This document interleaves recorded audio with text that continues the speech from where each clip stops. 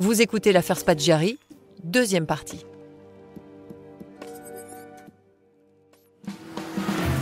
Spaggiari s'est tourné vers nous, apparemment indemne, avec un sourire et en faisant au revoir de la main. Bouaziz m'a regardé et m'a dit « Maître Perrat, dans la vie, on est toujours le con d'un autre. » C'est lui tout seul qui s'est évadé. Personne ne l'a été. Ça ne nous concernait pas trop. Jacques Perrat, avocat d'Albert Spaggiari. Qui s'évade, ça nous a fait rigoler, mais surtout de la façon dont il s'est évadé, quoi. Il sait que lui, il va faire un trajet à moto, qu'une voiture l'attend dans tel parking, que dans tel parking, quelqu'un va ouvrir le coffre, il sera dissimulé dans le coffre. José Darigo, journaliste et auteur de Zampa. Escapa via, comme on dit en italien, c'est-à-dire au revoir et merci. Sans haine, sans violence. Signé Spaggiari. C'est là que les gens sont babas, passez-moi l'expression. Ils sont babas. C'était bien spectaculaire. C'était génial, d'ailleurs. Enfin, génial techniquement. Parce que, bon... Tout le monde se marre. Tout le monde se marre, sauf Bouaziz. Roselyne Arnaud-Guévaudan, journaliste à France Soir. Ça conforte le mythe, ça c'est évident. Ça conforte le mythe. Et surtout, les journalistes, ils sont contents parce que ça ravive l'histoire. Ça ravive l'histoire. Et on a besoin, nous, on aime bien les histoires comme ça, à tiroir, hein, où il faut raconter chaque fois, et puis il y a quelque chose qui arrive derrière, et ça y va. Nous, on adore ça. C'est la meute, comme on dit. Tout le monde était là. Tous les grands journaux, toutes les radios, et toute la presse de province était là. Il n'y en a pas un qui manquait.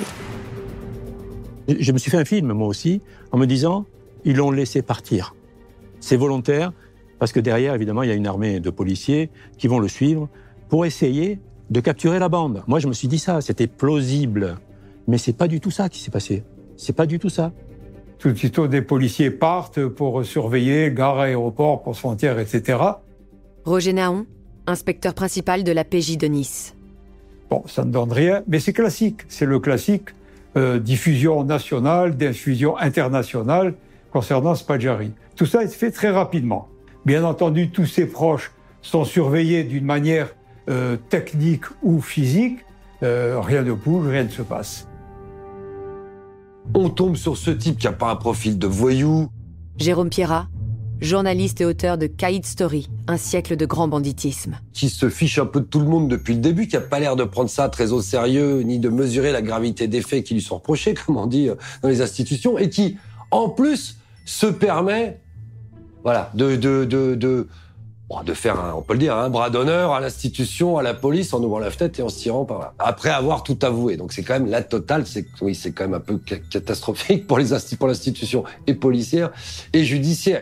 Effectivement, on est un peu passé pour des charlots, mais ça ne nous touche pas, dans l'habitude. Charles Pellegrini, ancien chef adjoint de l'Office central pour la répression du banditisme. Donc Spaggiari évadé, donc au bout d'un moment, on ne cherche plus. Et puis, quelques mois plus tard, une émission de télévision apparaît où Spaggiari est interviewé. Alors, c'est pas la police qui le retrouve, c'est pas la justice, c'est la télé. C'est-à-dire que d'un seul coup, on va le voir en interview à la télé, se marrant dans les rues de Madrid, en train de marcher au soleil. Alors, on voit qu'il est grimé, hein, une espèce de fausse barbe, des lunettes de soleil, etc. Et il est interviewé par un journaliste. La presse l'adorait parce qu'il avait réussi à tenir tête aux policiers. C'est Guignol. Guignol qui frappe le gendarme et tout le monde rit. Dans l'interview, il va raconter le casse de Nice, il va raconter l'affaire. Il va s'attribuer évidemment la paternité du coup, il va dire qu'il en est le cerveau, que c'est lui qui a tout monté. Enfin voilà, en gros, c'est le big boss de l'affaire. Et donc on va évidemment suivre ça en direct à la télévision. Ça me fait sourire parce que finalement, c'est l'homme qu'on avait connu à l'époque de l'arrestation, sympathique au demeurant, qui s'exprime d'une manière très, très facile, qui aime bien enjoliver les choses, mais qui, avec le temps passant, est devenu un peu mégalomane. On voulait absolument trouver la bouche d'égout qui se trouvait en face de la banque. Didier Collier, membre du gang des égoutiers. Pour en être certain, on avait acheté un paquet de cigarettes de gitane bleue qu'on avait déchiré en petits morceaux. et qu'on avait jeté dans le trou de la bouche d'égout qui était en face de la banque. En descendant, on retrouve les papiers bleus dans la bouche d'égout qui s'étaient collés aux parois. En partant de là, on est sûr de la direction de la banque. On était toujours à plat ventre parce qu'on ne pouvait pas se relever du fait qu'on travaillait dans des boyaux qui étaient assez 70 cm de haut, c'est tout. Et ça, dans la puanteur, dans la déjection, et au milieu de rat, quoi. On a eu peur d'être attendu par la banque et par les gens qui passaient sur le trottoir. On avait 2 amis qui faisaient le tarpé, comme on disait, dans notre jargon. Et ils surveillaient les gens qui passaient pour voir si personne ne s'arrêtait. Et on était en contact avec eux avec des talkie-walkie.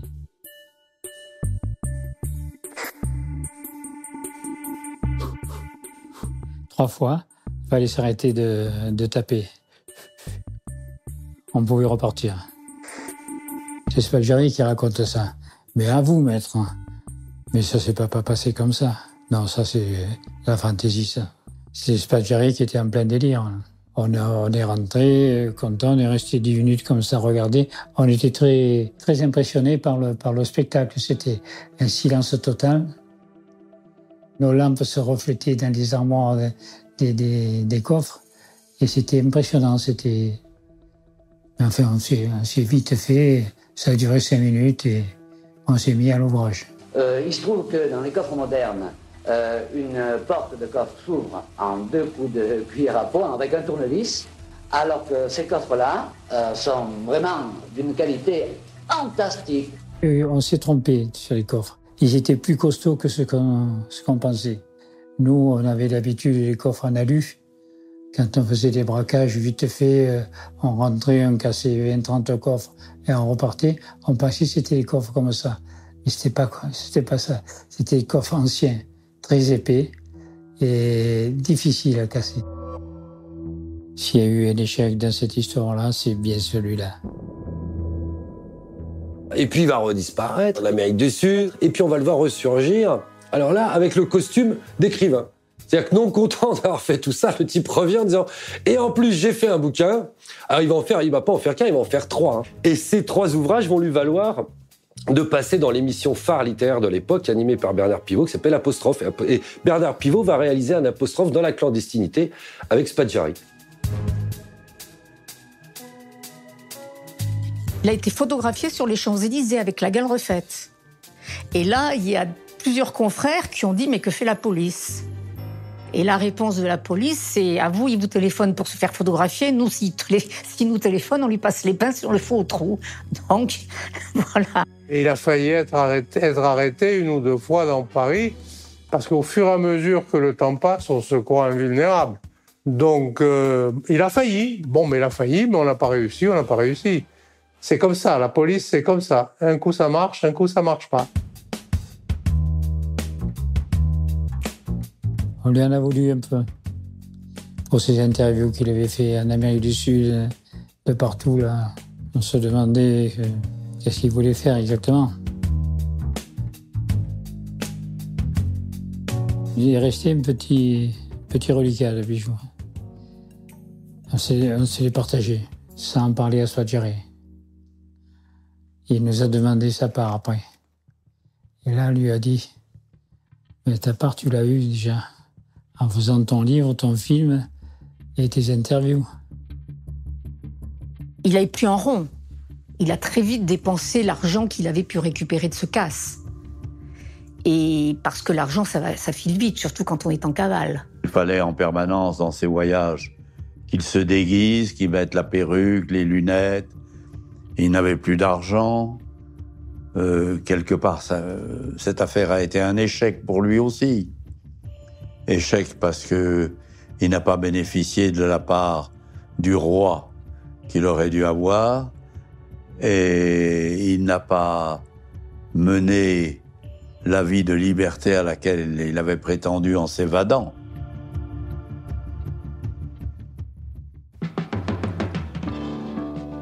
Une demi-douzaine d'accusés, 15 avocats, mais pas d'Albert Spaggiari, ouverture à Nice du procès du casse du siècle.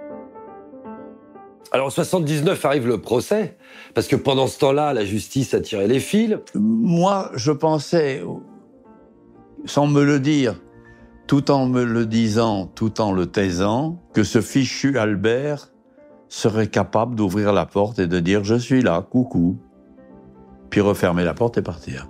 Jacques Perrat, avocat d'Albert Spaggiari. Tout le monde l'attend, surtout moi. C'est Robin des Bois, mais Robin des Bois, il se rend pas.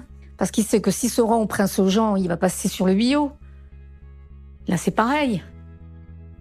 Son aura, il la garde tant qu'il n'est pas en prison. Le jour où il est en prison, c'est fini, il n'existe plus. Dans le box, il y a, je dirais pas du menu frottin, bien sûr, il y a des gens qui sont fichés au grand banditisme. Je pense à Poggi, je pense à Vigier, je pense à Michelucci. Jean-Claude Valera, avocat de la compagne de Daniel, Michelucci. Je pense aux deux qui, tout bêtement, se sont fait prendre alors qu'ils allaient négocier auprès de banques des lingots d'or. Le tribunal, dirigé par M. Gian, a considéré qu'il n'avait pas devant lui les bons interlocuteurs. Parce que finalement, c'est, si je peux m'exprimer ainsi, c'est la montagne qui a coulé une souris. Hein.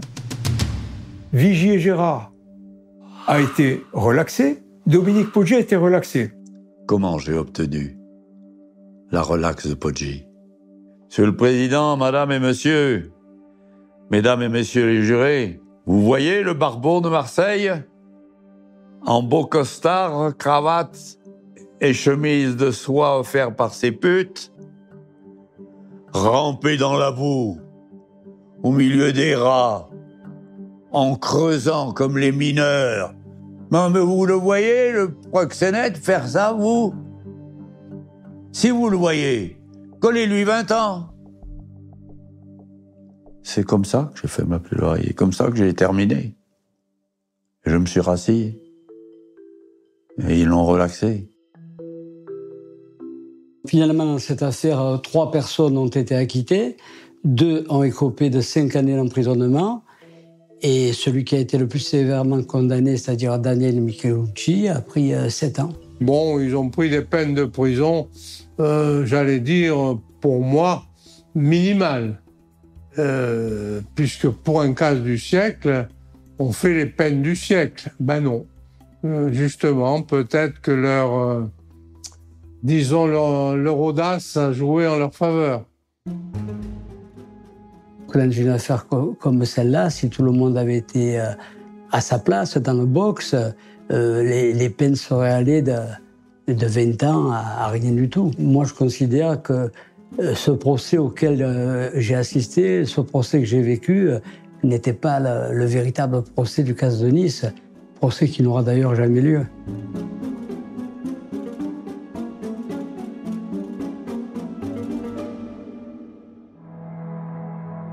« 2h du matin. Le téléphone sonne à mon domicile. Jacques Perrat, avocat d'Albert Spaggiari. Et c'était la jeune femme italienne chez laquelle il vivait, qui, en sanglots, m'apprend la mort d'Albert. Il s'est retrouvé sans un rond, il s'est retrouvé en Italie, il est tombé malade, il est mort d'un cancer en Italie, et c'est sa compagne, je crois, et peut-être un ou deux complices qui l'ont ramené mort à sa mère. Et donc, elle va passer la frontière franco-italienne, enfin d'Italie en France, avec Spaggiari, mort, mais qu'elle a installé sur le siège passager de la voiture pour faire croire qu'elle est accompagnée. Et elle va passer comme ça la frontière, puisqu'à l'époque, il y a encore une frontière. Et elle va aller déposer le corps, avec sans doute des complicités, le corps de son mari sur le pas de la porte de sa mère. Vous imaginez cet homme, la vie qu'il a eue, et il a eu une mort presque aussi rocambolesque que sa vie. Roselyne Arnaud-Gévaudan, journaliste à France Soir. C'est un drôle de personnage quand même. Il a fini bizarrement. Je peux vous dire un truc sur sa mort. C'est que mon père, quand il a appris la mort de Spaggiari, Il m'a dit, ça me fait quelque chose. Parce qu'en fait, je ne veux pas parler d'estime, parce qu'un flic ne peut pas estimer un voleur, par définition. Mais ce type attirait quand même un petit peu pas l'admiration, mais la tendresse peut-être. C'était pas un méchant, Spadjari.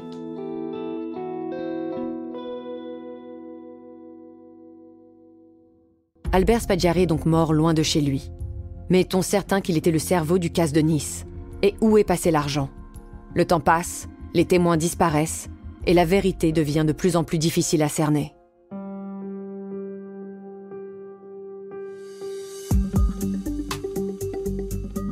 Arrivé à un moment, l'âge aidant, la prescription aidant aussi, les auteurs du casse, ils ont eu envie, pour certains d'entre eux, pas tous, de la raconter, cette vérité, et de raconter ce coup.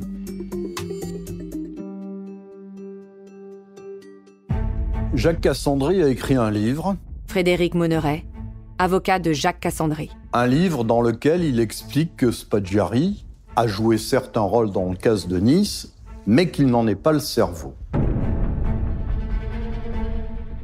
La vraie histoire, c'est que c'est des malfrats marseillais qui cherchent un coup. On dire voilà, on cherche une affaire, une banque, une poste, n'importe quoi. On a la technique, on sait comment faire, on voudrait juste la réutiliser. Et un copain, voyou, dit moi à Nice, il y a un mec, il y a une équipe de gars, ils ont un coup, mais eux ils savent pas le faire en revanche. Spadjari est venu nous voir en nous expliquant qu'il connaissait les sous-sols de la banque. Didier Collier, membre du gang des égoutiers. Par où il fallait passer pour qu'on se trouve à proximité du voyou qui allait retrouver la Société Générale. C'est ça, et puis bon, il nous a parlé aussi qu'il n'y avait pas d'alarme. Je crois que c'est ça qui nous a le plus décidé de faire l'affaire. Je suis persuadé que c'est lui qui a donné les plans. Je suis persuadé qu'il a donné certains renseignements. Je suis persuadé qu'ayant loué un coffre à la Société Générale 2 ans auparavant, il a eu le temps d'y aller plusieurs fois, de repérer certaines choses, de faire des repérages. En cela, bien sûr, il a été utile et indispensable aux truands, mais pour moi, son rôle s'arrête là. Et donc Spadjari, la seule participation de Spadjari à cette affaire, c'est d'être parmi les 17. Il y a 17 personnes qui vont rentrer dans ce coffre, enfin dans cette salle des coffres, et il va être un des 17. Mais c'est tout. Tout dépend de ce qu'on entend par cerveau. Roger-Louis Bianchini, journaliste à Nice Matin. Moi, je pense que Spadjari était le cerveau dans la mesure où c'est lui qui a eu l'idée. Mais après, l'exécution elle-même, c'était plus lui, c'était le chef de gang. Voilà. Alors là, il y a une controverse sur l'appellation cerveau. Moi, je pense qu'il la mérite quand même. Pardonnez-moi. Creuser un tunnel. Un boyau. Il n'y avait qu'un ancien parachutiste de la guerre d'Indochine pour imaginer cela. Pourquoi? Parce que toutes les caches Viet Minh découvertes étaient ainsi faites. C'est, pour moi, ce qui donne au récit qu'il a fait une véracité dont je connais les racines profondes. Les policiers, au terme de leur enquête, n'ont rien appris sur le butin du casse de Nice, ni au niveau de sa possession, c'est-à-dire du recel, ni au niveau de son utilisation, c'est-à-dire du blanchiment. 50 millions de francs à l'époque, c'est certes une très grosse somme, mais il y a 23 parts dans cette histoire. Le butin, il est divisé en 23 personnes. Alors, à 50 millions, si vous êtes 4, ça vaut le coup. À 23, ça commence déjà un peu à être un peu moins intéressant. Et donc, c'est des gens qui ont pris l'équivalent de 500 000 euros. Alors, quand on dit on n'a jamais retrouvé le magot, mais le magot, il est parti. Il s'est envolé, le magot. Chacun a vu sa part et chacun l'a dépensé. C'est des sous qu'on ne garde pas. Les sous volés comme ça on ne les garde pas.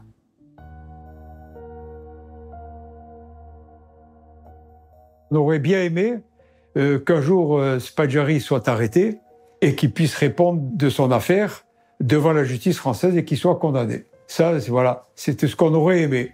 Malheureusement, avec sa mort, a mis fin à l'affaire.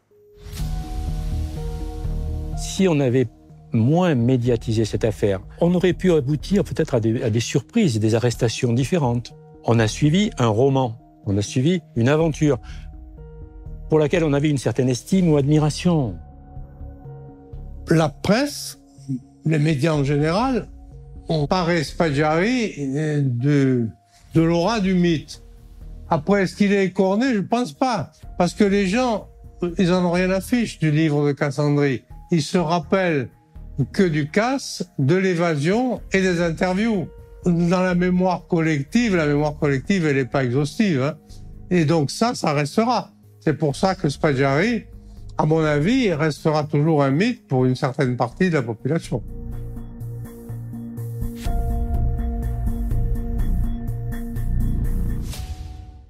Si des zones d'ombre demeurent sur le casse du siècle en juillet 1976, une chose est certaine. Albert Spaggiari a su se forger une légende qui lui confère une place à part dans le milieu du grand banditisme. Vous venez d'écouter Au bout de l'enquête. Si vous avez aimé ce podcast, vous pouvez vous abonner sur votre plateforme de podcast préférée et suivre Initial Studio sur les réseaux sociaux. Au bout de l'enquête est un podcast coproduit par Initial Studio, Enibas Productions et France Télévisions, adapté de l'émission audiovisuelle éponyme produite par Enibas Productions et France Télévisions. Cet épisode a été écrit et réalisé par Anne Gauthier. Vous pouvez retrouver l'émission Au bout de l'enquête sur France 2 ou en replay sur France TV. Production exécutive du podcast, Initial Studio. Production éditoriale, Sarah Koskiewicz et Astrid Verdun, assistées de Marie Agassan et Cypriane Ligère. Montage, Joanna Lalonde. Avec la voix de Julie Drey et Marie Drucker.